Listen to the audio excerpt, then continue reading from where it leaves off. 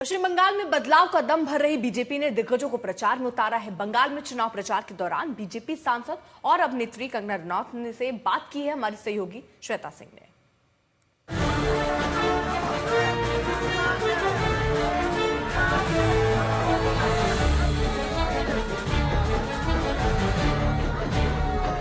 क्या बंगाल में संकेत मिल रहे हैं आपको?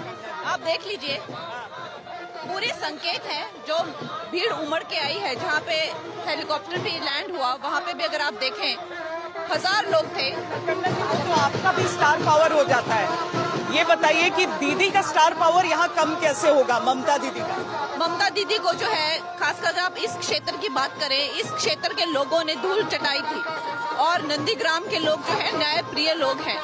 उन्होंने स्वतंत्रता संग्राम से लेकर आज तक जो है कभी भी अन्याय के खिलाफ वो लोग झुके नहीं हैं। हमेशा अन्याय की उन्होंने लड़ाई लड़ी है।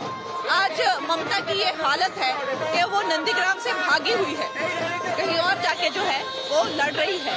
तो इसी तरह से अब उसको बंगाल से भागना पड़ेगा।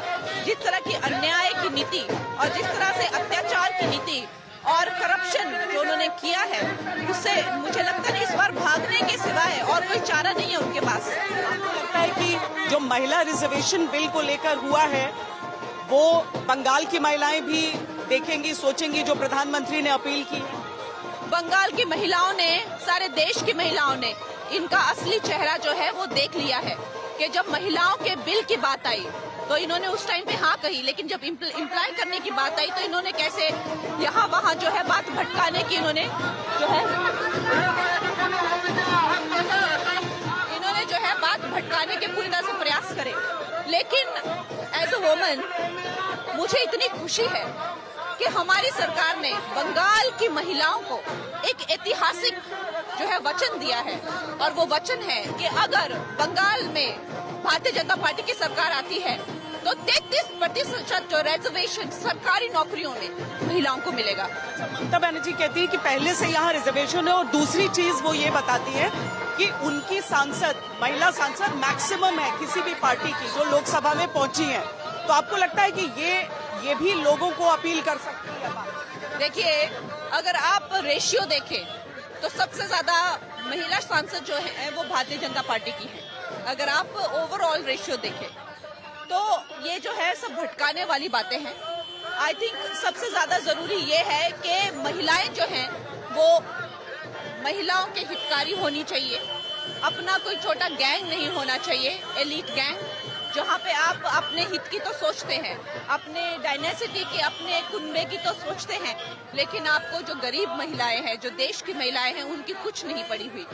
तो ये जरूरी है महिलाएं जो हैं वो किसी तरह से जो है दूसरी महिलाओं का जब तक उद्धार नहीं करती हैं तो उनके नेतृत्व की कोई मतलब नहीं है।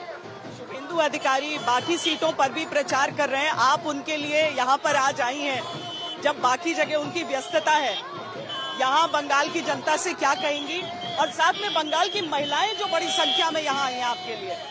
देखिए, मैं बंगाल की बेटियों को यही कहूंगी कि ममता ने जो है बंगाल की बेटियों को जितना डिसअपॉइंट किया है, यहाँ पे जो बेटियों की हालत है, जो जिस तरह से जो कल्चर है, ममता कहती है कि आप घर से ही ना निकला करें, हम आपको सुरक्षा नहीं दे सकते।